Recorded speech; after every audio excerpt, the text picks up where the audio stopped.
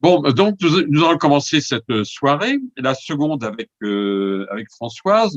On avait abordé la première soirée autour du film de Ludovic et Anna Ségara, qui était quand même très axé côté religieux et un peu pas du coup politique. Et justement, on avait un peu abordé le problème politique contre-courant.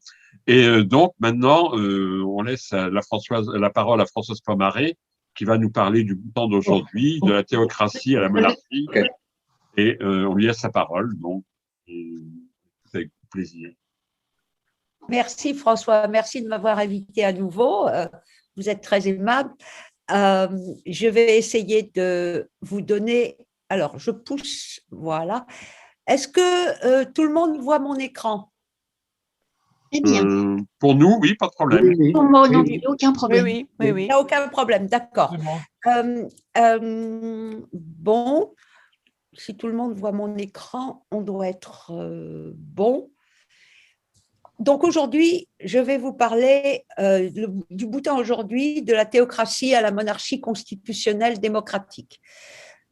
Comme je le disais il y a quelques minutes, le Bhoutan a beaucoup changé dans les 20 dernières années et je vais essayer de vous montrer en quoi il a changé en reprenant certains éléments de la conférence précédente pour lesquels nous avions discuté.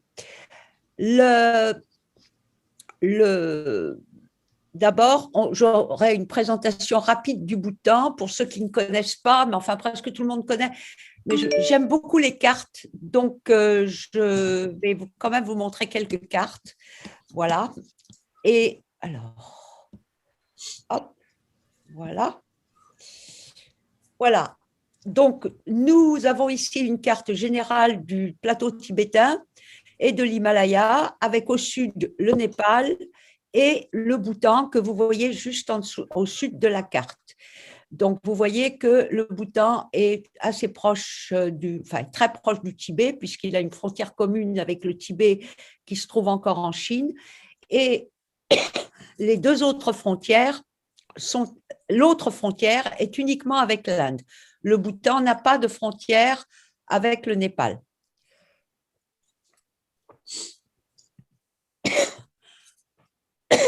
Le Bhoutan fait 38 898 km², c'est-à-dire un peu plus petit que la Suisse et a 700 000 habitants. 700 000 habitants.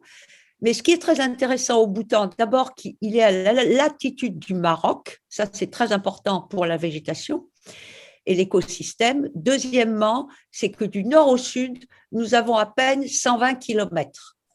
Donc, nous partons de 7500 mètres et nous arrivons à 100 mètres en 120 km, c'est-à-dire la distance entre Paris et Orléans, en gros. Donc, ça vous donne une idée du terrain qui est quand même très pentu et complexe. Alors ici, vous avez une photo. La première montagne que vous voyez devant est au Bhoutan, celle qui est derrière est au Tibet.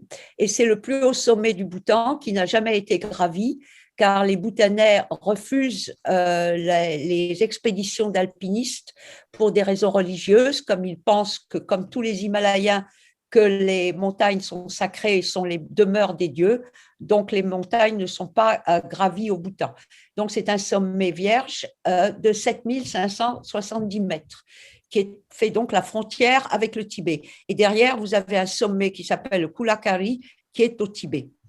Dans le nord du Bhoutan, nous avons, là nous sommes à peu près à 5000 mètres, vous avez de la neige, des glaciers et des lacs glaciaires qui malheureusement, sous l'effet du réchauffement climatique, peuvent devenir, comme au Népal, extrêmement dangereux et créer des crues subites. Les gens qui habitent au Népal connaissent bien aussi ce phénomène. Et pour arriver dans ces régions qui sont à 5000 mètres et qui sont habitées par beaucoup de monde, il y a à peu près 600 personnes, il faut tout monter à dos de yak et passer des cols qui sont à 5005, 5006. Et là, vous avez une caravane de yaks traçant le chemin pour arriver au col. Là où le yak ne veut pas passer, l'homme ne passera pas. Si un yak refuse de passer, ce n'est pas la peine d'insister, l'homme ne peut pas passer. mais les yaks sont extraordinaires. Vous les voyez là, par exemple, avec tous les sacs et les recouverts de tapis en poils de yak qui sont imperméables et qui emportent les provisions vers la vallée de Lunana, justement, dont le film passe actuellement en Suisse. Et dans ces régions, vous avez également, bon, le gouvernement a fait beaucoup d'efforts, et donc il y a des écoles pratiquement partout, et vous avez les enfants qui sont à l'école primaire, et même maintenant, il y a une école secondaire. Et ce qui est intéressant dans ces vallées, c'est que les enfants ont des costumes tout à fait différents, avec en particulier les petites filles ont des chapeaux en bambou qui tiennent perchés tout en haut de la tête. Et c'est vraiment particulier à cette région, et elles ne veulent pas s'en séparer. C'est vraiment comment dire, un trait identitaire dont elles ne veulent absolument pas se séparer. Alors, le Bhoutan central est plus accueillant, plus verdoyant. Ici, nous sommes dans la vallée de Paro, à la sortie de la vallée de Paro, le dzong de Drukgyal, qui a été construit au XVIIe siècle, et qui conduit ensuite, si vous passez derrière cette forteresse, et si vous marchez à peu près une journée, vous passez un col et vous arrivez au Tibet, dans la région de Pari, au Tibet. Donc, c'est à peu près à 30 kilomètres de là. Et les vallées centrales sont extrêmement boisées. Alors ça, c'est une grande différence avec les autres pays himalayens. Le Bhoutan est recouvert de 71% du Bhoutan est couvert de forêts, et c'est l'un des seuls pays au monde et le seul pays en Asie du Sud qui a augmenté sa couverture forestière depuis les 20 dernières années. Donc 71% du pays est couvert de forêts, peut être des forêts de feuillus et de conifères, comme ici. Ici, nous sommes à 3000 mètres. Donc feuillus et conifères, et plus haut, ce sont plutôt des arbustes, des azalées, des rhododendrons, et plus bas, comme nous verrons, c'est de la forêt tropicale. Voilà, et un village dans le centre du Bhoutan, très typique, avec les petites maisons, les champs autour. Là, nous sommes à 3000 mètres, et la forêt juste au-dessus.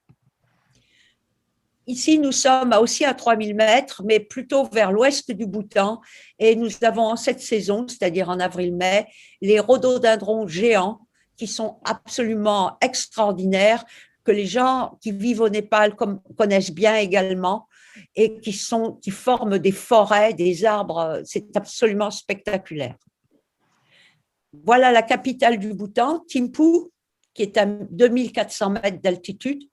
Et dans le fond, vous avez des montagnes enneigées, mais elles ne sont pas très hautes, elles sont à 6000, donc ce ne sont pas les grands sommets himalayens qui sont encore derrière. Mais là, c'est les premières montagnes qu'on voit lorsqu'on est à Thimphu, la capitale qui fait… Quand je suis arrivée à Thimphu il y a 40 ans, il y avait 15 000 habitants, et aujourd'hui, il y en a 120 000. Donc, ça vous donne une idée du changement de la capitale. Voilà, encore juste au-dessus de la capitale, vous avez des forêts de conifères essentiellement, et ici une très grande statue du Bouddha qui protège toute la vallée. Si l'on descend plus vers le sud, nous arrivons dans des paysages semi-tropicaux et carrément tropicaux, avec des bambous, des bananiers. Et ce qui est extraordinaire au Bhoutan, c'est lorsqu'on traverse le Bhoutan, par exemple, qu'on prend une route du sud au nord, on peut partir des bananiers à 100 mètres d'altitude, et vous arrivez au col à 4000 mètres avec des yaks dans la journée. C'est absolument spectaculaire. Ici aussi, un paysage du sud du Bhoutan avec des collines qui sont à 1200 mètres à peu près, et quelques petits villages et une végétation extrêmement tropicale. Là, nous arrivons vers l'Inde. Donc, le Bhoutan a une frontière avec l'Inde, une très longue frontière avec l'Inde, et c'est un des ponts qui conduit vers la frontière. Et le pont des voitures, vous le voyez à droite, n'est pas encore, à l'époque, n'était pas encore mis en circulation. Maintenant, il est ouvert. Et évidemment, les produits typiques du sud du Bhoutan, bananes, oranges, ananas, goyaves, mangues, tous les fruits tropicaux. Donc, le Bhoutan est un paradis pour les fruits parce que dans les vallées centrales, on a les pêches, les poires, les prunes, les abricots, les pommes. Et dans le sud, on a les bananes, les oranges, etc. Là, c'est la grande rivière qui s'appelle la Manas et qui va déboucher sur l'Inde. Donc là, elle va sortir du Bhoutan. Et c'est une grande rivière qui va ensuite se jeter dans le Brahmapoutre. Ici, voilà la rivière. Dans le fond, on aperçoit l'Inde et à droite, si vous voyez sur la photo, il y a des éléphants qui se baignent dans la rivière. Et voici l'une des villes commerçantes du Bhoutan, Phuntsholing, vraiment à la sortie de la bouche de la rivière, et qui est la grande ville commerçante qui fait la frontière avec l'Inde. Et nous voici en Inde, on a passé la frontière et nous voici en Inde. Donc là, c'est un petit peu différent, aussi bien au point de vue de la population, disons. Alors, le bouddhisme, c'est la grande religion du Bhoutan, le bouddhisme tibétain, qui est symbolisé ici par des chortens, des stupas, comme en sanskrit, c'est stupa, chorten en tibétain, et ce sont des monuments qui représentent l'esprit du Bouddha. Donc, ce sont des chortens qui sont à Dochula, à 3000 mètres d'altitude. Et le bouddhisme a vraiment donné la constitution, enfin, est vraiment à l'origine de l'identité du Bhoutan, même si aujourd'hui, on va voir, les choses ont changé.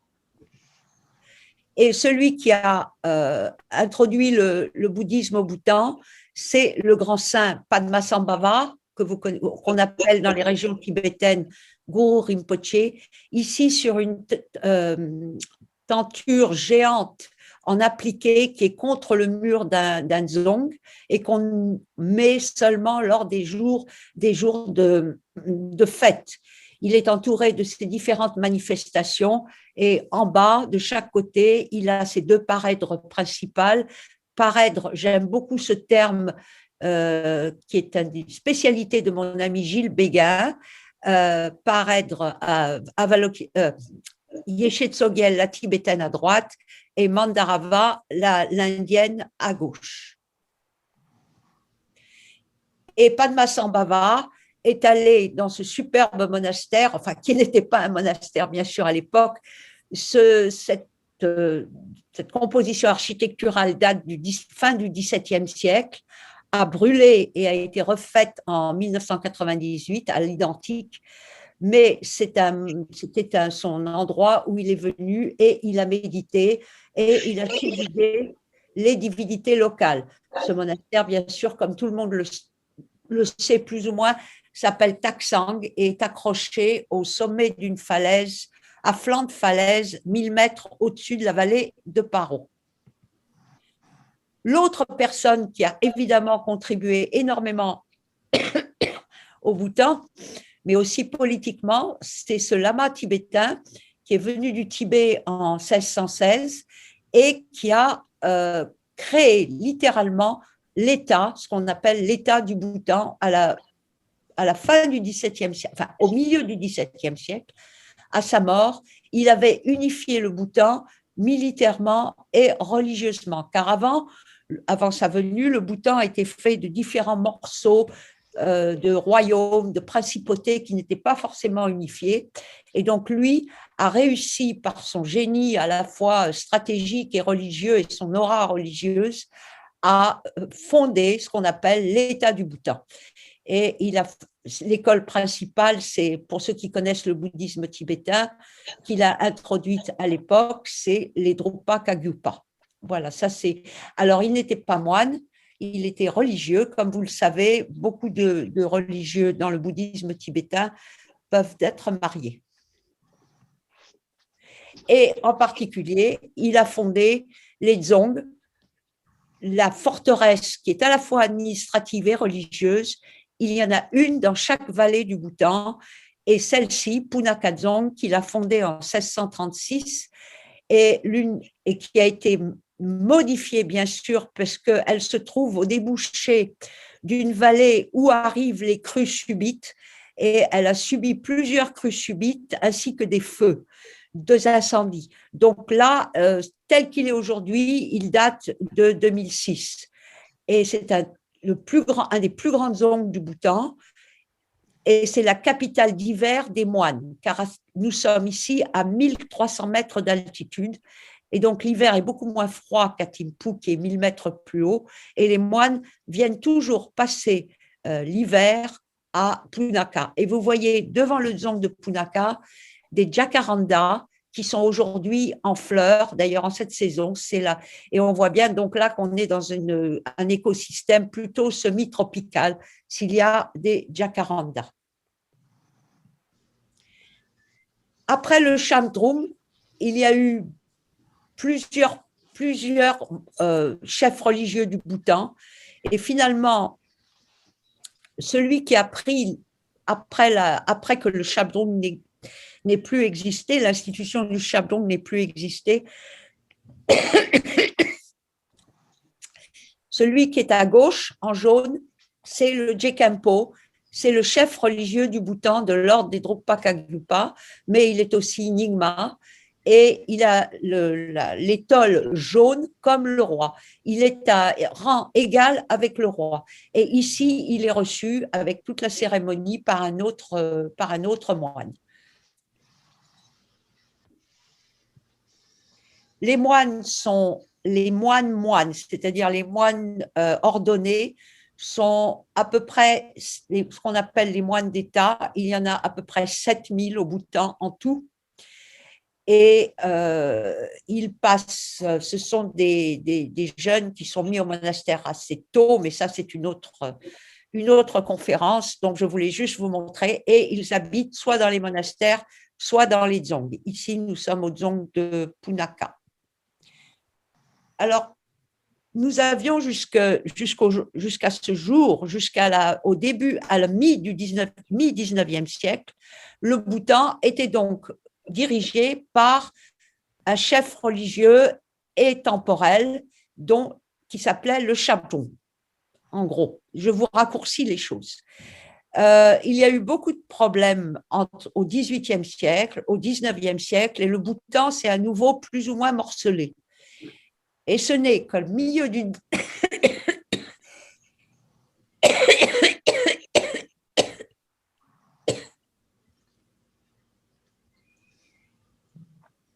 Et ce n'est qu'au milieu du XIXe siècle que le Bhoutan a été réunifié en tant que tel par un homme politique extraordinaire que je vais vous montrer dans un instant et dont le siège principal était le dzong de Tongsa, le dzong stratégique au milieu du Bhoutan.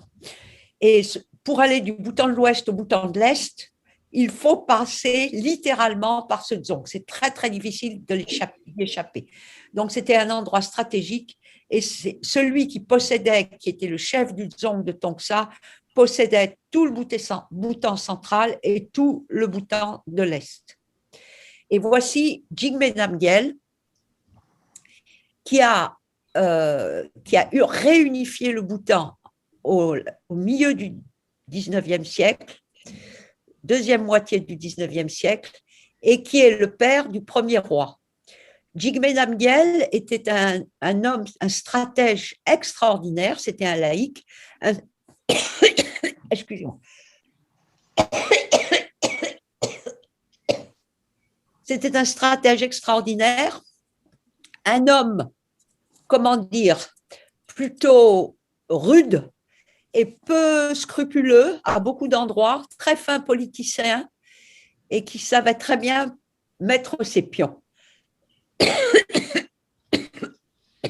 C'est ainsi qu'il a pu réunifier le Bhoutan par le jeu des alliances, mais aussi par des guerres avec ses ennemis. Donc, il a réunifié complètement le Bhoutan sous son autorité, mais le Shabdrung, c'est-à-dire le chef religieux, existait toujours. Il ne l'a pas changé, il n'est pas devenu roi. Il était simplement chef temporel.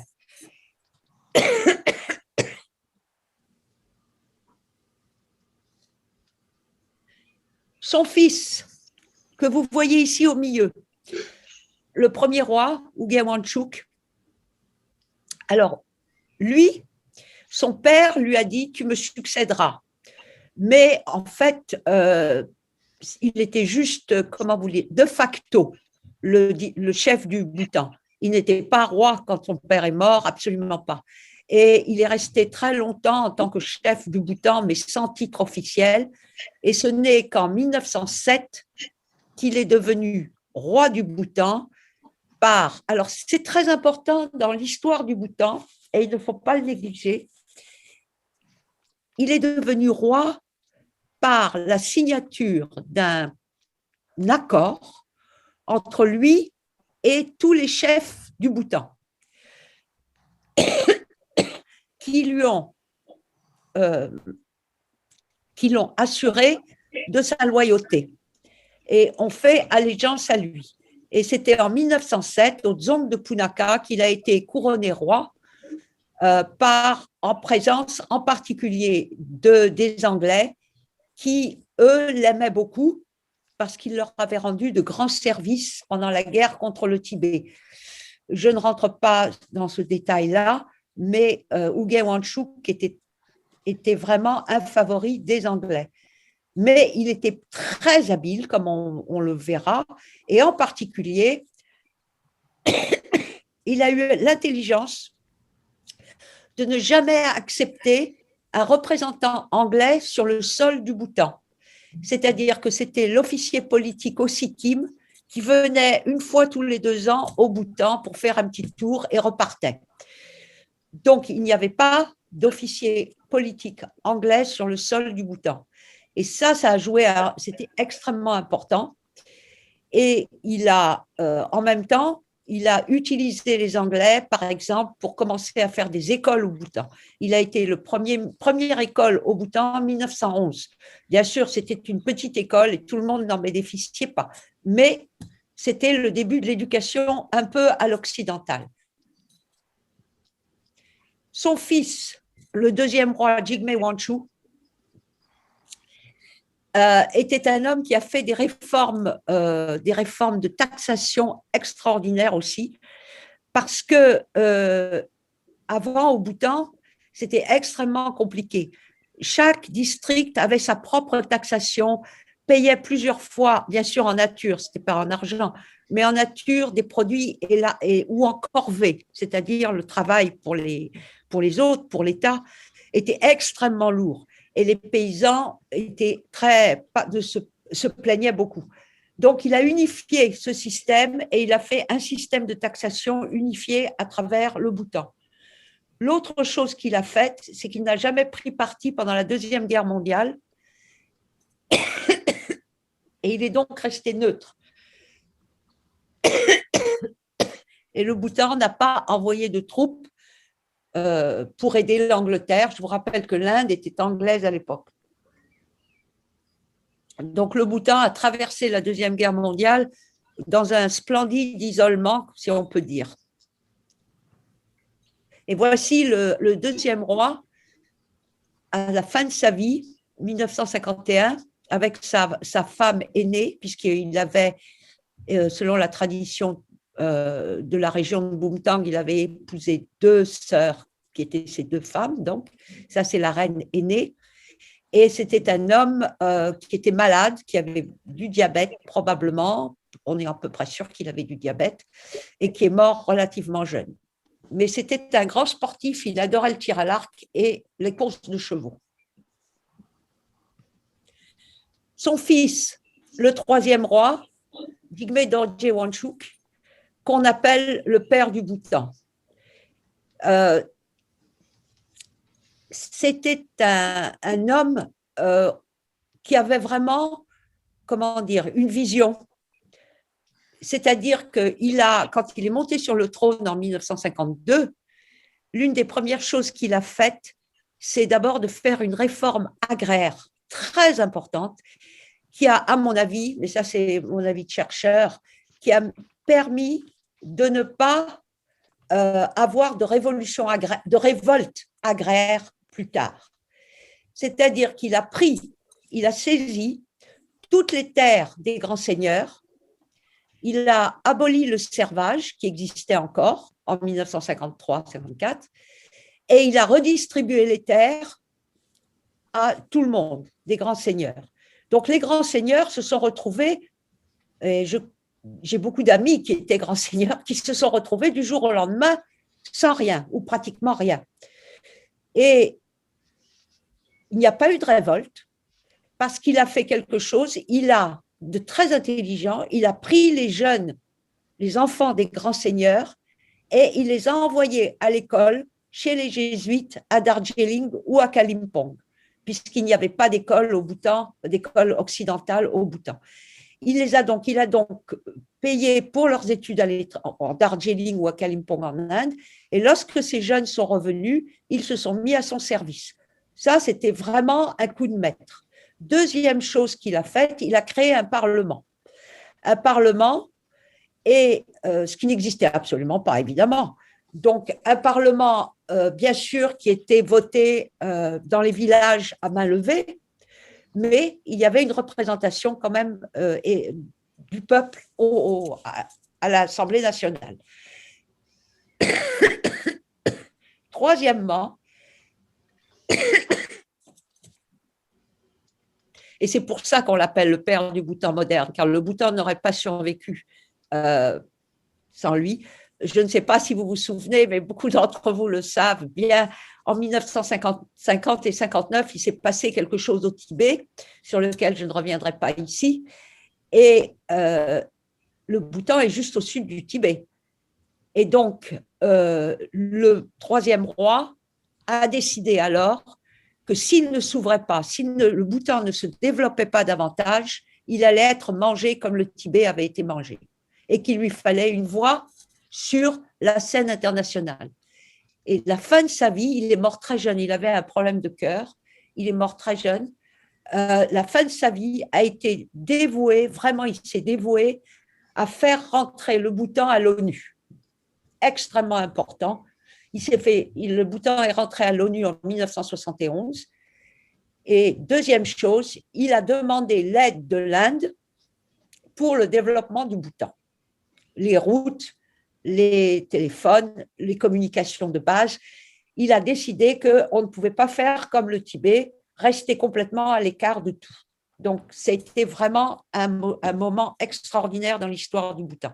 À partir de 1961, on a eu le développement, et à partir de 1971, c'était l'entrée à l'ONU, avec tout ce que ça comporte comme avantage, bien sûr. Alors, c'est une de mes photos favorites parce que, en fait, bien sûr, je connais les 4 personnes qui sont sur la photo, mais c'est surtout parce qu'il y a le troisième roi que vous voyez sourire. Et à côté de lui, vous avez l'un de mes mentors, qui était le prêtre jésuite, le père Mackay, qui était un Canadien qui vivait à Darjeeling et qui était dans une de ces écoles prestigieuses jésuites de Darjeeling. Et le troisième roi, en 1963, l'a fait venir au Bhoutan pour commencer l'éducation moderne. Et c'est lui, avec le troisième roi, qui se sont promenés dans tout le Bhoutan pour chercher les meilleurs endroits où on pouvait commencer à installer des écoles. Et le père Mackay est resté au Bhoutan toute sa vie. Il y est mort en 1997. C'était un homme extraordinaire qui n'a jamais fait de prosélytisme, selon la règle bhoutanaise. On ne fait pas de prosélytisme religieux, mais qui était entièrement tourné vers le social et l'éducation des enfants. Voici le troisième roi, en attendant de recruter des enfants pour aller à l'école. Alors, ils avaient un système très intéressant à l'époque, si je peux me permettre de vous le raconter. Je ne sais pas si vous allez le voir sur mon… C'est moi qu'il faut regarder. Pour savoir si l'enfant avait 6 ans ou pas, il fallait que… Le père Mackay avait décidé qu'un enfant qui n'arrivait pas à toucher son épaule ou son oreille n'avait pas 6 ans avec son bras. Donc, c'était la façon de savoir si l'enfant avait 6 ans ou pas, puisqu'à l'époque, évidemment, les enfants ne savaient pas vraiment leur date de naissance.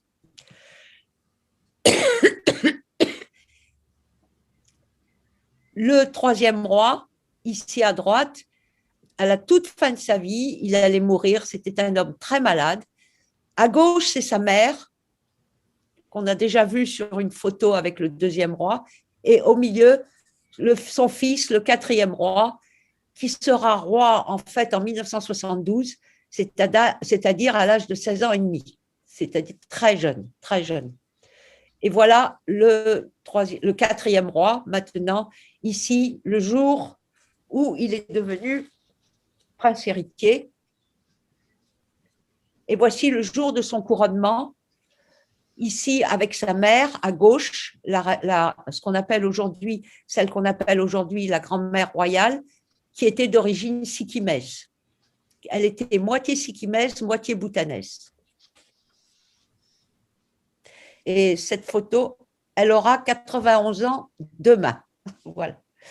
Donc, bon anniversaire. Le quatrième roi, je vais parler de ce qu'il a fait, est très proche des gens, mais il commandait il a une telle aura que les gens on est très impressionnés par lui. Et voici ici, il est dans un village et il va écouter un enfant, ce que l'enfant a à lui dire. Mais l'enfant, est bien sûr, est très impressionné.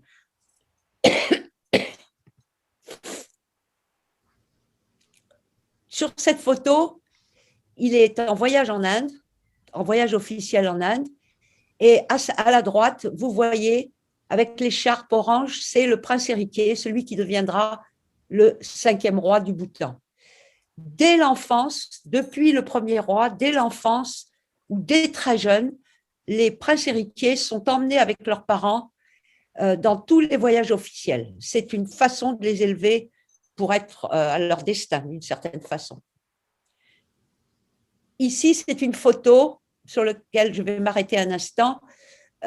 C'était lors du couronnement du roi, du 5e roi. Donc, le 4e roi à droite et le 5e roi à gauche. Donc, je reviens sur cette photo, ou plutôt sur celle d'avant. Le 4e roi est un homme vraiment un visionnaire. Et on l'appelle le roi de la prophétie. Il a fait beaucoup de la décentralisation dans le pays. Je reviendrai aussi dans un instant sur ce qui s'est passé pendant son règne, mais ça, j'y reviendrai après. Et c'était un homme très concerné par son pays. Et peut-être avez-vous lu l'histoire qui est vraie, puisque en 2001, il a décidé que son pays ne pouvait pas survivre sans constitution. Et il a dit, aucun pays ne peut survivre sans avoir une constitution et la démocratie. Ce n'est pas possible. C'était à l'époque du printemps arabe. Je ne sais pas si vous vous souvenez. Et donc, il a fait appeler différents spécialistes de la Constitution du monde entier, en fait. Et pendant 5 ans, les gens ont écrit une constitution. Ces spécialistes ont écrit une constitution qui ensuite a été présentée au peuple par différents moyens, en allant faire des tournées dans le pays, mais aussi sur Internet. Et la constitution a ensuite été ratifiée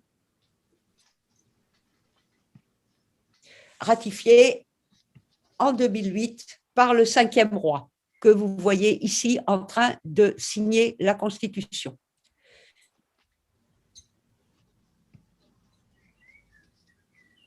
Le 4e roi, ayant été roi à 16 ans et demi, quand il a eu 51 ans, il a dit « je passe mon trône, je m'arrête et je passe mon trône ». Il a donc abdiqué et il a passé le trône à son fils. Il a décidé qu'il était trop vieux et que les temps changeaient trop et qu'il fallait qu'il prenne qu'il peut-être n'était plus en phase avec la jeunesse du pays, puisque plus de 65% de la population a moins de 25 ans. Il a dit, je suis trop vieux, à 51 ans, je me retire et mon fils va prendre le trône. Dans le pays, ça a été pour nous une catastrophe. Enfin, on n'imaginait pas la vie sans le quatrième roi, je le dis très honnêtement. Mais avec le cinquième roi, évidemment, ça va. Mais le quatrième roi avait une telle aura, un tel charisme que encore aujourd'hui, c'est difficile de décrire tant qu'on ne l'a pas vu ou rencontré comment ce charisme qu'il a. Là, il a donc laissé le pouvoir.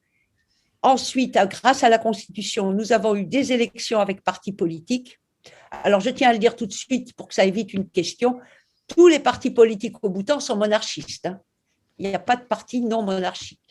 Parce que les Bhoutanais sont extrêmement conscients que sans la monarchie, ça serait la catastrophe au Bhoutan.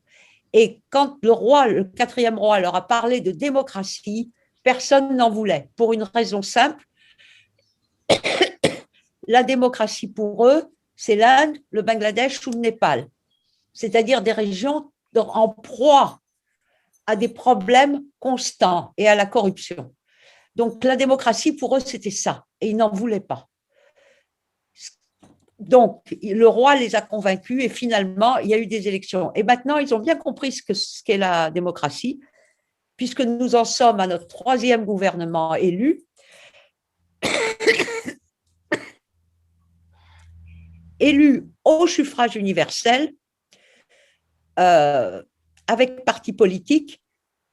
Le système est tel que pour être ministre, il faut avoir été élu dans un parti. Donc, c'est le même système qu'en Angleterre. Vous ne pouvez pas choisir un ministre qui n'est pas élu de sa constitution, comment on dit en français, circonscription, pardon. Vous ne pouvez pas choisir un ministre qui n'est pas élu de sa circonscription. Il faut qu'il soit élu. Et donc,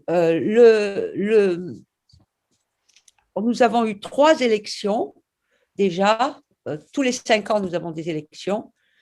Et à chaque fois, les Bhoutanais changent de gouvernement. Voilà, pour vous dire qu'ils ont bien compris ce qu'est la démocratie. Ils ont une petite liste dans leur tête. Et si le gouvernement n'a pas fait ce qu'il avait promis, ben on change de gouvernement.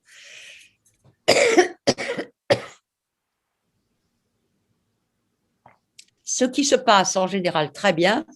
Et je me souviens des dernières élections où, lorsque les élections ont été terminées et qu'on a eu les résultats, qu'on avait un nouveau gouvernement, je suis rentrée chez moi à pied le soir dans Thimphu, et les observateurs internationaux avec lesquels j'étais m'ont dit « Mais vous rentrez toute seule le soir, à pied, un soir d'élection ?»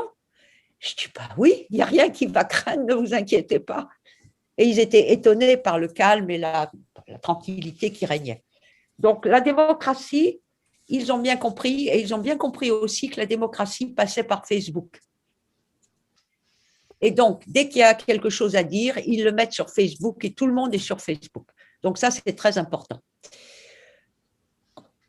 La chose sur laquelle je vais revenir donc, dans un instant, voilà, j'y arrive. Voilà le roi qui signe la Constitution.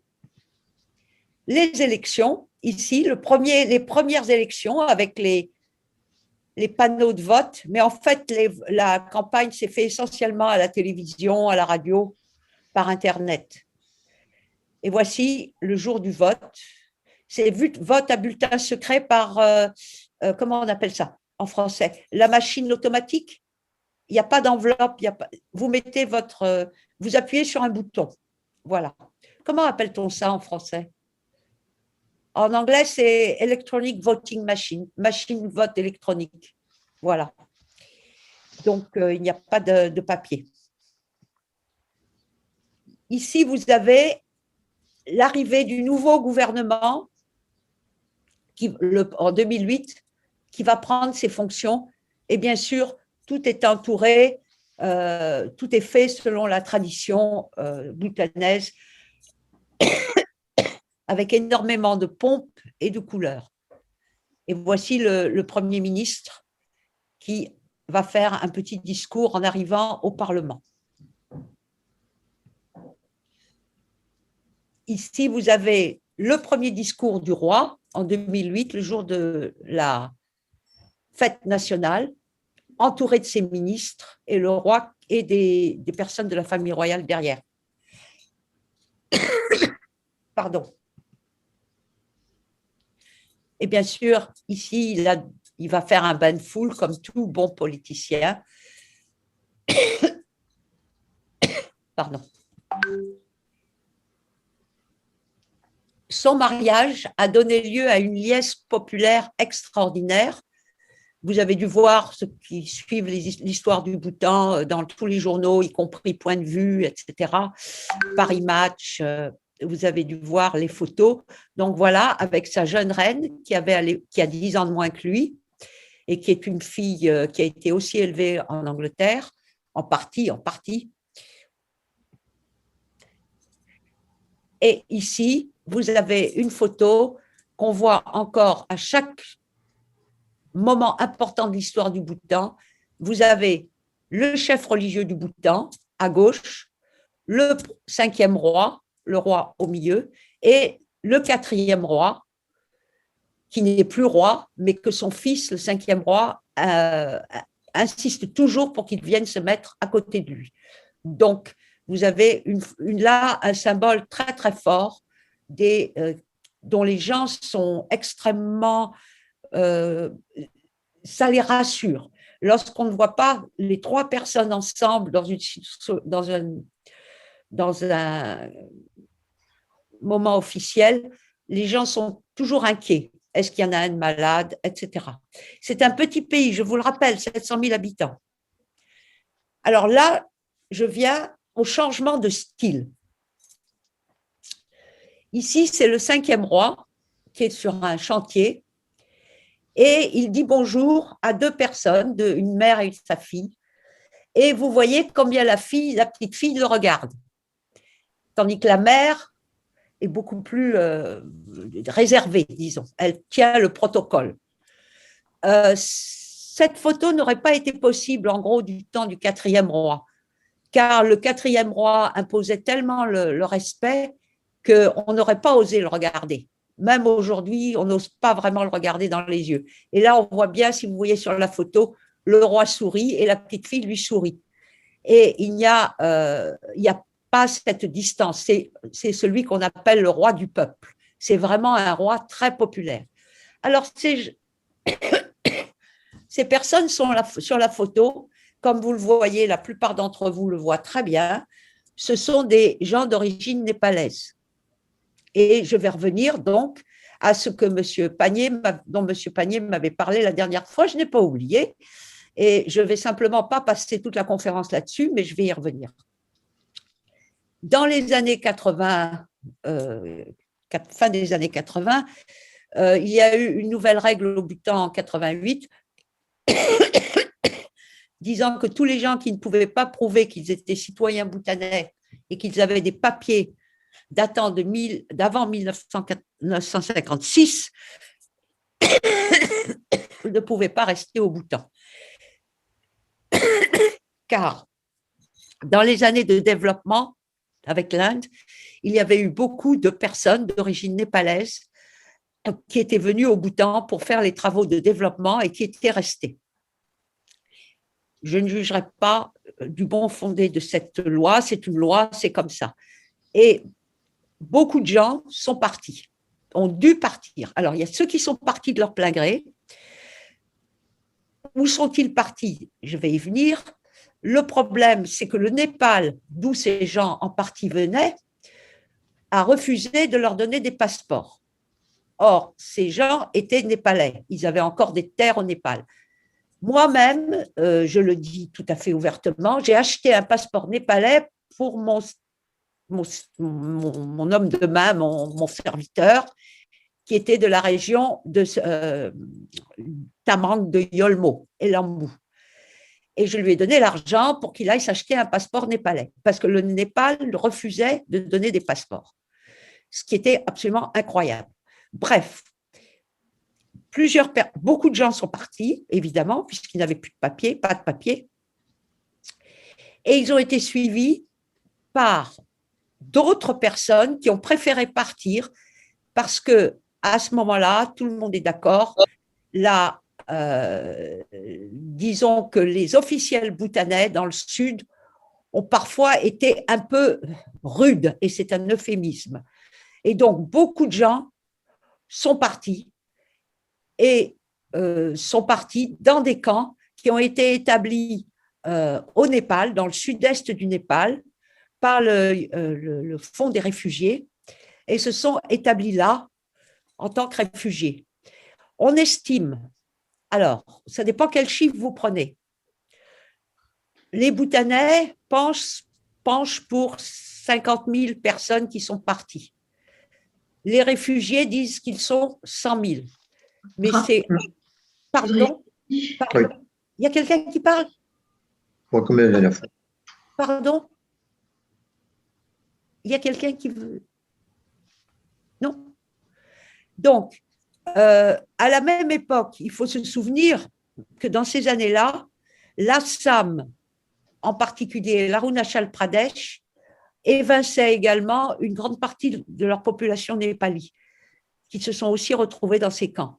Donc, on ne sait pas exactement combien il y a eu de réfugiés qui sont partis. Certains, donc j'y reviens, certains sont partis de leur plein gré, certains sont partis par la force, on est bien d'accord. Et les tractations entre le gouvernement bhoutanais et le gouvernement népalais n'ont pas été de tout repos, et finalement, la situation s'est réglée. Aujourd'hui, est réglée à part 5000 personnes qui restent dans les camps, ou peut-être moins maintenant. Les États-Unis, la Norvège, certains pays européens et le Canada ont pris les réfugiés, ces réfugiés, et les ont donc fait venir dans leur pays. Mais il ne faut pas parler de ce qu'on a entendu parfois, d'épuration ethnique. Parce que moi, j'étais là, donc je peux témoigner.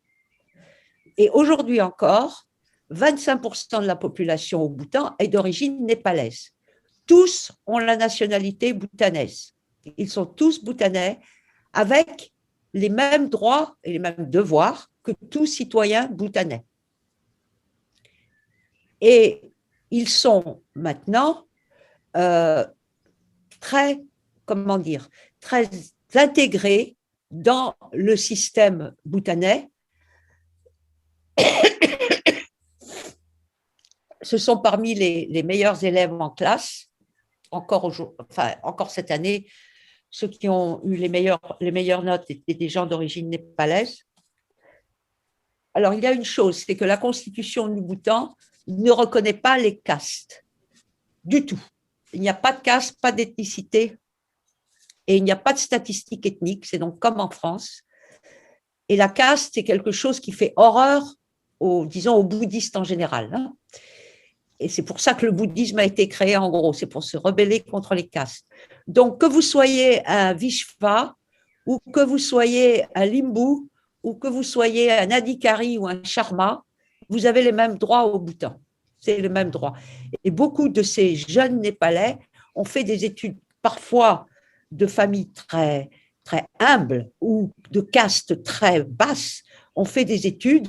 Et le premier ministre de l'éducation au Bhoutan était un Népalais de basse caste.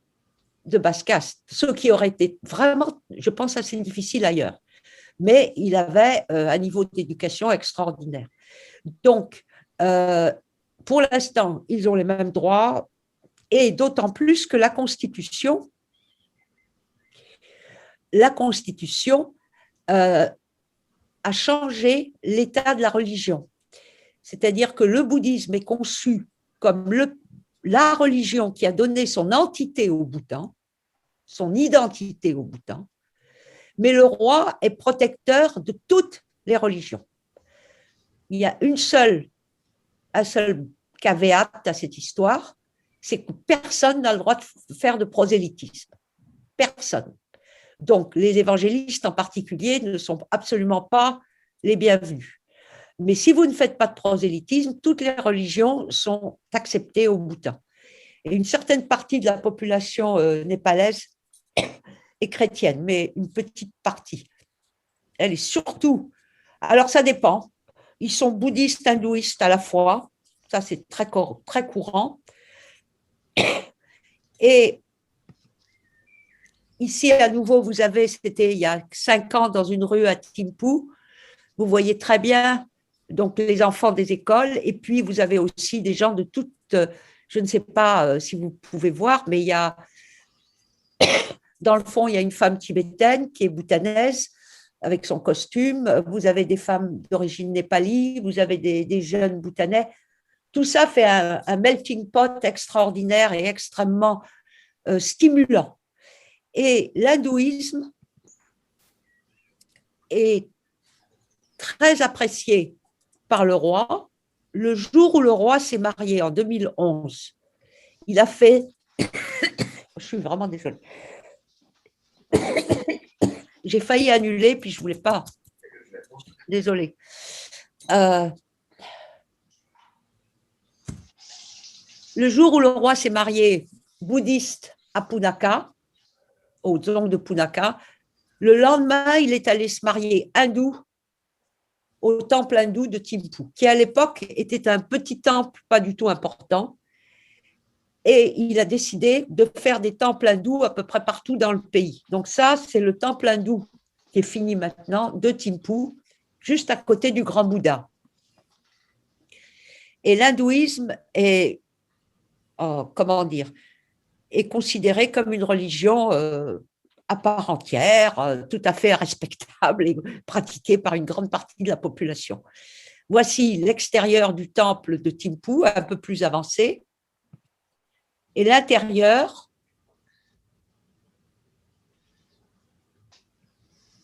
et ici, vous avez une petite jeune fille d'origine népali, comme vous voyez,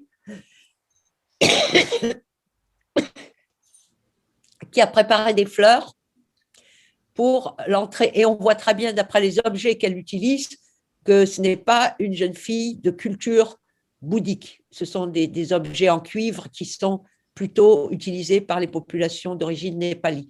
Donc, elle est là et elle a préparé ça. Elle est au milieu de la route pour l'arrivée du roi. Lorsqu'on a Dasein, la Dasein est une fête célébrée au Bhoutan, c'est une grande fête fériée, et le roi va au temple et donne le tika à tous les gens qui se présentent. Donc voilà ici Madame, en fait je la connais, j'ai une découverte, c'est Madame Chetri, son nom c'est Madame Chetri, et donc elle reçoit le tika du roi et derrière c'est sa fille. Oh pardon, excusez-moi, je suis allée trop vite. Là ce sont des photos d'archives, enfin de presse, et vous avez le roi qui donne des guirlandes aux statues bouddhiques. Et vous avez une Kali, je crois, ou plutôt Durga, dans le fond à gauche. Et voici son fils qu'il a emmené pour la Dasein de cette année et auquel il apprend à faire les rituels, à mettre du lait dans les récipients en cuivre dans le temple hindou. Donc, les enfants de la famille royale sont tout de suite, doivent faire la même chose que leurs parents. Et donc, il apprend son fils les rituels hindous. Ici, c'est un autre temple qui est dans le sud du Bhoutan. Et ça, c'est un ancien premier ministre qui venait le consacrer. Et c'est un temple, donc, dans le sud du Bhoutan, qui vient d'être construit. Il y a une dizaine de temples qui ont été construits depuis que le 5e roi est au pouvoir. Je terminerai, ne vous inquiétez pas, j'ai fini juste à l'heure.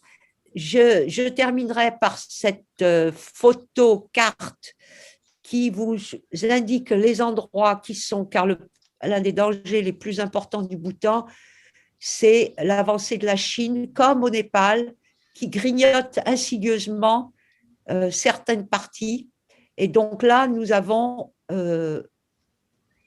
les parties en rouge et en orange qui sont maintenant réclamées par la Chine, mais parce que la frontière avec le Bhoutan, autant la frontière indienne est fixée, autant la frontière nord n'est pas fixée. Et donc, les pourparlers sont en cours et ce sont des jeux extrêmement difficiles pour les Bhoutanais. Vous imaginez un tout petit pays coincé entre la Chine et l'Inde, ce n'est pas évident.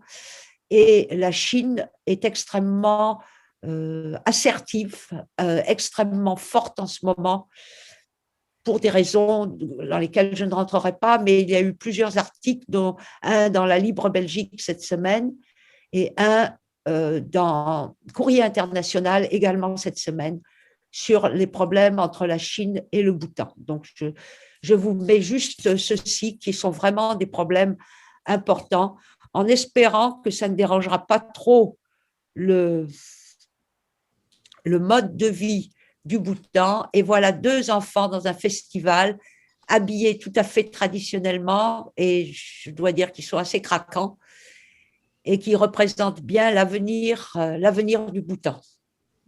Je vous remercie. Merci. C'est nous qui vous remercions, Merci à vous, François. merci à vous, oui. C'était vraiment très intéressant. Je suis désolée de tousser, de me moucher. Je vous assure, ce matin, je me suis dit, il faut que j'annule, c'est pas possible. Je me suis dit, non, il faut que j'y aille. Et vous allez donc terminer sur une question que je voulais vous poser. Les problèmes géopolitiques avec la Chine, eh bien, Oui. vous avez répondu vous avez anticipé ma question. Et donc, j'ai plus rien à dire à ce niveau-là, quoi. Mais en tout cas, c'est très intéressant. Je vais voir s'il y a. Pardon. Je vais arrêter mon partage d'écran. Voilà. Normalement, je devrais pouvoir. Vous me voyez.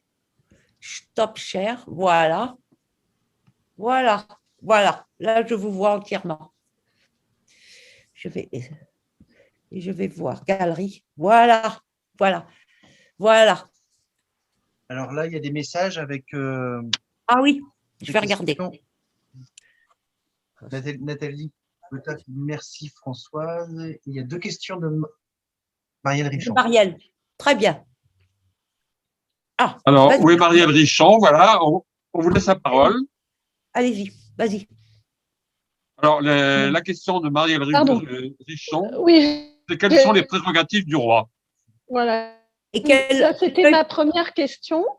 Oui. La question, c'est, je crois savoir, mais je voudrais avoir confirmation, la défense du Bhoutan est assurée par l'Inde. Non. Alors, je vais apporter quelques modifications à ce que tu dis. D'accord. Pas entièrement faux, mais pas entièrement vrai non plus. Voilà. Tu connais l'histoire de la Centrafrique, la France-Afrique. Ben, c'est un peu la même chose. Voilà. Donc, les prérogatives du roi, selon la Constitution, je vous conseille tous d'aller voir la Constitution du Bhoutan, qui est en ligne, hein, constitution.bt. C'est très instructif. Donc, le roi n'est plus le chef du gouvernement. Depuis que le 4e roi a abandonné en 1998, il a dit « Je ne veux plus être le chef du gouvernement, il faut des élections, donc je ne serai plus chef du gouvernement. » Le roi est chef de l'État. Il est responsable en dernier lieu de la politique étrangère, hein, et il est le général en chef. Excusez-moi si j'emploie un mot qui est pas exactement ça. C'est comment on dit, le commandant en chef, le général en chef de l'armée. Comment on dit, Jean? Chef des armées, éventuellement. Voilà, le chef des armées. Il est le chef des armées. Voilà. Ce sont ces 2 postes les plus importants. L'autre poste qu'il a, il ne se mêle pas du gouvernement de tous les jours. Hein. Ça, c'est. Parfois, on est bien obligé de l'appeler parce que les partis politiques ne s'entendent pas, mais en général, il ne veut pas s'en mêler. Il a 2 autres prérogatives.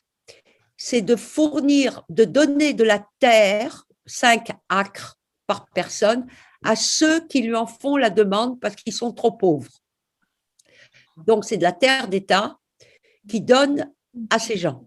D'accord? C'est ce qu'on appelle le droit de donner de la terre qu'il a. Et deuxièmement, l'autre droit, c'est, comment dire, le kidou.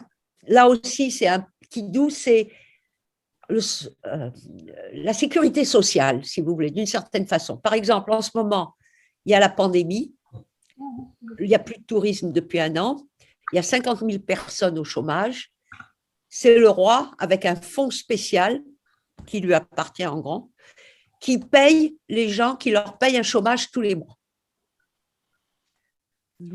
Et ça, c'est ce qu'on appelle le kidou. C'est un terme tibétain qui existait et qui est social welfare en anglais. Donc, il fait ceci pour les gens. Ou par exemple, si vous avez, par exemple, demain, pas moi, mais quelqu'un de très pauvre n'a pas assez de terre et va le voir, ça passe par son bureau privé, et il demande de la terre, le roi peut lui donne de la terre. Voilà, ça c'est. Et quand certains politiciens ont voulu s'arroger le droit de prendre la terre, de faire la même chose, je crois que le pays était au bord de la révolution. Parce que tout le monde disait, on ne veut pas des politiciens, ils sont tous corrompus, on ne veut pas des politiciens, on sait ce que c'est, on veut que le roi, parce que lui, il est juste. Voilà. Donc, les politiciens, vous savez, n'ont pas très bonne presse en général. Je ne sais pas en France, mais au bout de temps… Bon, la démocratie, on n'en voulait pas. Ça, c'était très clair. On n'en voulait pas. Donc ça, ce sont les privilèges du roi. Voilà. Et si vous l'arrêtez, par exemple, lorsqu'il voyage dans le pays, il voyage tout le temps dans le pays. En ce moment, il est dans le sud, comme peut-être vous le savez. Il est sur la frontière. Ça fait un mois qu'il était dans le sud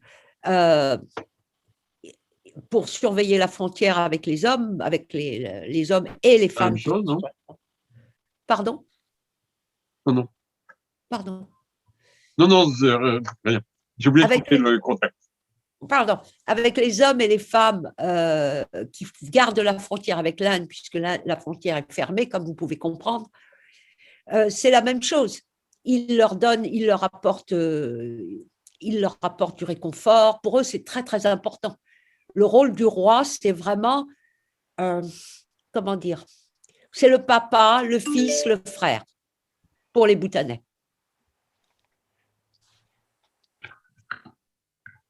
Alors, tu as une autre question, c'était la question de l'armée. Voilà. Il y a une armée bhoutanaise qui comprend l'armée proprement dite, d'à peu près 10 000 hommes, une police qui a à peu près aussi 10 000 personnes, et les gardes du corps royaux. C'est un corps à part, mais vous pouvez passer de l'un à l'autre. Et donc, en tout, disons, à peu près 25 000 personnes. Mais il y a également aujourd'hui un corps de volontaires qui font une espèce de service militaire. Et ils font un service militaire et après, ils sont mis au service de la nation pour les cas de catastrophe, pour tout. Mais c'est une sorte de service militaire volontaire. Et actuellement, ils sont à peu près 7 000 à l'avoir fait. L'Inde assure l'aide logistique de l'armée et de la formation. Voilà. Donc, lorsqu'il n'y a pas d'école de l'armée au Bhoutan, lorsque les cadets et officiers doivent aller faire leurs études, ils vont en Inde à l'académie de l'armée en Inde. Et il y a également une petite force dans des endroits très stratégiques pour la formation sur place, si vous voulez, si tu veux. Mais il n'y a pas, l'armée indienne n'est pas sur les frontières.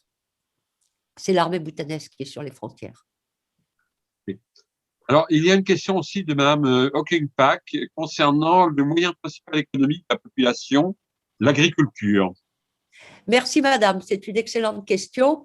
60% de la population dépend de l'agriculture ou de l'élevage, ce qui est par rapport à quand je suis arrivée il y a 40 ans, une grosse perte puisqu'il y avait 90% de la population qui dépendait de l'agriculture. Aujourd'hui, donc 60% agriculture, élevage, produits forestiers. Mais la forêt, c'est très difficile, on n'a pas le droit de la couper. Donc, il y a des exploitations qui sont faites par le ministère de la Forêt avec des rangers très à part. La forêt, c'est vraiment un domaine très spécifique. En revanche, les principales sources de revenus du Bhoutan, c'est l'hydroélectricité, qui correspond à peu près à 40% de son produit. Oui. Et le tourisme. Qui est la deuxième source de revenus. Au Bhoutan, c'est le tourisme. Donc, l'agriculture vient bien derrière l'hydroélectricité et le tourisme. Mais actuellement, bon, le Bhoutan ne s'en est pas trop mal sorti pendant cette crise, qui n'est pas finie. Malheureusement, on pensait qu'elle serait finie, mais avec ce qui se passe en Inde, il y a eu une recrudescence, et donc c'est un petit peu inquiétant. Vous avez à peu près 50 000 personnes d'emploi direct avec le tourisme, plus bien sûr l'artisanat qui dépend du tourisme, etc. Donc, ça fait beaucoup plus de gens. Mais c'est grâce à l'hydroélectricité que le Bhoutan s'en est sorti, parce qu'ils ont continué à pouvoir, bien sûr, exporter l'électricité vers l'Inde pendant cette période. Donc, c'est grâce à ça et grâce au système de chômage partiel que le roi a institué. Par exemple, vous avez eu le chômage partiel, vous avez eu également les prêts. Les prêts ont été gelés, c'est-à-dire que personne n'avait besoin de payer ses prêts pendant un an, etc., etc. Donc, il y a eu beaucoup de mesures sociales et économiques pour que le pays ne s'écroule pas complètement. Voilà. J'espère que j'ai répondu à votre question. Alors, il y a aussi une question de Sylvie Lasserre. L'Est du pays est-il toujours peu développé par rapport à l'Ouest? Alors, non. Oui et non.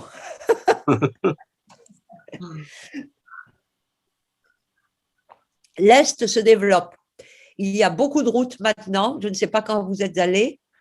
Je ne sais pas quand est-ce que vous y êtes allés, mais l'Est, il y a 30 ans, et l'Est aujourd'hui, ce n'est pas tout à fait la même chose.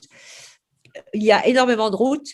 Il y a un aéroport au-dessus de Kangloong, à Yomphula, pour des vols domestiques, des vols intérieurs. Il y a plusieurs facultés qui sont installées dans l'Est. Il y a des centres industriels aussi dans le sud-est du Bhoutan. Donc, l'Est se développe, mais c'est encore moins développé, oui, que l'Ouest. Bon, question de Marielle Richon aussi. Comment le Bhoutan a-t-il fait face au Covid-19? Et ça, Marielle, tu le sais, tu as lu mes articles sur le Bhoutan. On va passer la question parce qu'elle ne le sait pas. Bon, d'accord. Alors, Jean. Facebook concernant le monde de l'éducation à l'occidentale. Non, oui. Ma question, c'est Facebook chez tout le monde. Vous avez dit que c'était le réseau social généralisé au Bhoutan, l'éducation à l'occidentale, le tourisme en plein essor, sauf en cette période. Est-ce que ce n'est pas une atteinte à la forte imprégnation religieuse? Alors, je vais vous répondre non. Pas du tout. Parce que les réseaux sociaux en général, que ce soit Facebook ou WeChat, qui est utilisé par la majeure partie de la population, on a 700 000 habitants au Bhoutan, il y a 680 000 téléphones portables, en gros. Et les smartphones sont à peu près partout, puisque sans smartphone, point de salut. Par exemple, pas d'éducation pendant le Covid, si vous n'avez pas un smartphone. Donc, tout le monde a des smartphones. Tout se fait sur app. Et en fait, les Bhoutanais, je ne sais pas si je vous l'ai dit déjà, mais il me semble, comme beaucoup de Tibétains, on rebondit sur ces réseaux sociaux et la religion est extrêmement importante parce que on peut faire des rituels, on peut annoncer quand il y aura des rituels et ça touche beaucoup plus de monde Vous pouvez également, par exemple, sur Facebook, vous mettez tel lama va venir à tel endroit, à tel jour pour faire tel… Ah là là. Donc, tout le monde est au courant. S'il donne un discours religieux, tout le monde va être au courant. Si quelqu'un meurt, prenons un cas extrême, si quelqu'un meurt dans le temps, c'était la catastrophe. Si vous mouriez sans lama dans une région reculée, parce qu'il faut que le lama fasse le rituel de sortie par le crâne le plus vite possible. Et c'était vraiment dramatique. Tandis que maintenant, avec le WhatsApp ou WeChat pour les villages, c'est génial. Vous appelez le lama, qui peut être à 200 km, et il vous fait ça par téléphone. Donc, les gens sont rassurés, ils sont contents. Il y a quand il y a, par exemple, tenez, avant-hier, j'ai suivi en direct, il y avait un grand lama qui venait à ma fac à Taxé, qui venait faire un rituel. J'ai suivi en direct sur Facebook, sur le Facebook de ma fac. Donc, c'est quand même, moi, je trouve ça extraordinaire. Et au contraire, ça ne change pas. Disons qu'il y a peut-être moins de croyances aveugles, mais aussi les gens posent beaucoup plus de questions. Les gens posent beaucoup plus de questions religieuses. Ils ont accès à différents livres ou sites web qui sont spécialisés sur le bouddhisme et qui ne sont pas forcément eux-mêmes bouddhistes. Donc, ils apprennent à regarder le bouddhisme d'une certaine façon. Je pense, par exemple, à la vie de Padmasambhava, qui était largement légendée au Bhoutan. Les gens, maintenant, regardent aussi l'histoire de Padmasambhava et ils posent des questions. Mais on sait très peu de choses sur Padmasambhava. Comment ça se fait que chez nous, il est tellement important? Donc, vous voyez, il y a toujours des questions. Et ça, ce questionnement fait… Moi, je trouve qu'il rend la religion plus intéressante et plus… moins ritualiste. Par exemple, ce qu'on a vu dans le film de Madame Ségara, Monsieur et Madame Ségara, il y a 2 mois, c'est extrêmement ritualiste. Tandis que maintenant, il y a toujours ça. Mais les jeunes, ça ne leur suffit plus. Parfait. Alors, il y a José Soletti qui souhaitait poser une question. Je ne sais pas si vous allez pouvoir la José, poser. C'est mon cher cousin corse. Mon cher cousin corse. Ce n'est pas une question. C'était simplement pour te remercier pour cette brillante conférence et te dire que j'en redemandais. Hein, et puis, je nuance un petit peu tes propos quand tu disais que tu ne maîtrisais pas parfaitement le français, tu étais plus anglophone que française. Oui. Je trouve que j'aimerais bien avoir tes compétences en français. Et puis, je voulais conclure en disant que j'étais très fier de toi et être très fier de faire partie de ta famille. Voilà. Merci. Merci, mon cher cousin corse. Alors, voyez. Françoise Pomarez, je n'ai pas suivi ce qui s'est passé actuellement avec le coronavirus. Et c'est vrai que la question de Marielle Richon fait écho un peu à la question que je voulais poser. Le Népal est en ce moment en plein lockdown, les frontières sont fermées, ils n'ont pas de vaccin du tout. Qu'est-ce qu'il en est pour le Bhoutan? Comment est-ce qu'il se débrouille? Alors, très rapidement, est-ce que vous me permettez que je m'absente pour aller chercher de l'eau chaude? Un instant. Absolument. Merci, je reviens.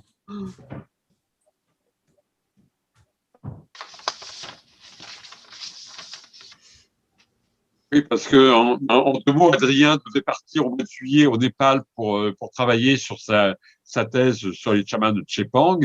Et là, c'est la grande inconnue. Donc voilà. Oui, je comprends très bien votre état. Et alors, le Bhoutan, c'en est… Bon, je ne vais pas faire de comparaison. Disons qu'au Bhoutan, ça s'est plutôt bien passé. parce que le pays a fermé. Le pays s'est cadenassé le 6 mars 2020. Voilà, en gros. Tout était fermé. Les frontières, le tourisme, tout. Donc, j'ai réussi à rentrer en France en août dernier, avec beaucoup de difficultés. Et il y avait un très peu de cas de Covid l'année dernière. Il y a du, comment on appelle, un tracing, vous savez, tout le monde, le gouvernement fait des tests tout le temps. J'ai cru que j'allais avoir mon nez troué à force de tracing, vous savez, tellement ils en faisaient. En revanche, donc ils ont été vaccinés avec de l'AstraZeneca, 500 000 doses qui sont venues de l'Inde fin mars, dans le cadre de la diplomatie Covid de l'Inde. Et normalement, ils doivent être vaccinés à nouveau avec de l'AstraZeneca mois de juin, puisqu'il faut attendre 2 mois. 2 mois. Le problème, c'est ce qui se passe en Inde, comme vous le savez. Et donc, les Indiens, on n'est pas sûr qu'ils puissent envoyer les vaccins pour la deuxième dose, qui serait un petit peu… Ils ont vacciné leur population, bon, ce n'est pas énorme, c'est 500 000 habitants qui pouvaient se vacciner. Mais tout le monde était vacciné, hein, les étrangers, tous les gens qui vivaient au Bhoutan étaient vaccinés. Ça, c'est… Mais ils ont vacciné tout le monde en 1 semaine quand même, c'était bien.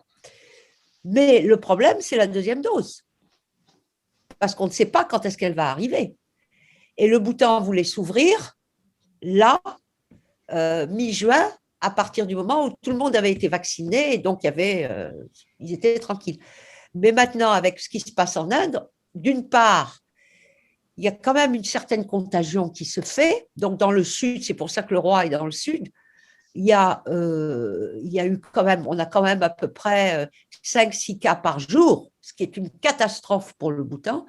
Donc, ils sont mis en isolation, on fait les tests de tous les cas contacts, enfin, c'est un véritable, logistiquement, c'est un travail extraordinaire. Et puis, le pays n'est pas, je devais repartir là, maintenant, le pays n'est pas sûr de se rouvrir tout de suite. Ils disent que ça dépend de l'Inde. On ne va pas rouvrir le pays s'il y a des… Mais eux, ils ont été fermés tout de suite. Ce n'est pas comme le Népal, hein, c'était fermé immédiatement. Les Bhoutanais ne prennent pas les gants quand il s'agit de faire les choses pour se protéger. Ça a toujours été comme ça. Donc, boum, on ferme. Donc, voilà, on en est là. Pour l'instant, j'attends. Si je rentre, toute personne rentrant au Bhoutan, il faut d'abord trouver un vol. Ce n'est pas évident en ce moment. Et deuxièmement, si vous rentrez au Bhoutan, vous avez 3 semaines obligatoires de quarantaine, même si vous êtes vacciné, en hôtel, avec un test PCR toutes les semaines. Donc, ils attrapent les gens en quarantaine, ils attrapent les gens en quarantaine et ils voient. S'ils ont un positif, ils les envoient à l'hôpital. Et on a suffisamment d'oxygène, ça, ce n'est pas un problème, on en envoie même en Inde en ce moment. On offre de l'oxygène à l'Inde, 10 000 bouteilles par jour. Bon, moi, je voudrais bien qu'ils nous donnent des vaccins. Alors, comme en Europe, l'AstraZeneca, personne n'en veut, j'ai bien suggéré qu'on en envoie au Népal et au Bhoutan, plutôt que de les jeter. Mais apparemment, pour la France, ça passe via COVAX, via le système de l'ONU. Vous savez, le COVAX, qui est comment ça s'appelle? C'est un consortium d'États qui donne à cette institution COVAX les vaccins, et c'est cette institution de l'ONU qui redistribue les vaccins. Voilà. Qui est géré par l'UNICEF. Comment? Qui est géré par l'UNICEF. Oui, c'est ça, c'est par l'UNICEF. Donc, moi, j'essaye d'obtenir quelques vaccins ici, mais ce n'est pas évident. Ce n'est pas évident, puisque la France donne un COVAX. Et c'est la même chose pour le Népal. Donc, ils peuvent envoyer du matériel, de l'oxygène, mais pas les vaccins. un vrai problème. J'ai une amie française au Népal qui vit dans la région de Gorka, où elle est volontaire là-bas. Elle a été vaccinée avec le vaccin chinois, Sinopharm. Le premier, ça s'est bien passé. Bernadette, ça s'est bien passé. Et elle attend sa seconde dose maintenant. Voilà. Je peux pas vous en dire plus. On est tous dans la même barque. OK. Merci, Alors, Françoise. Attendez, Pardon.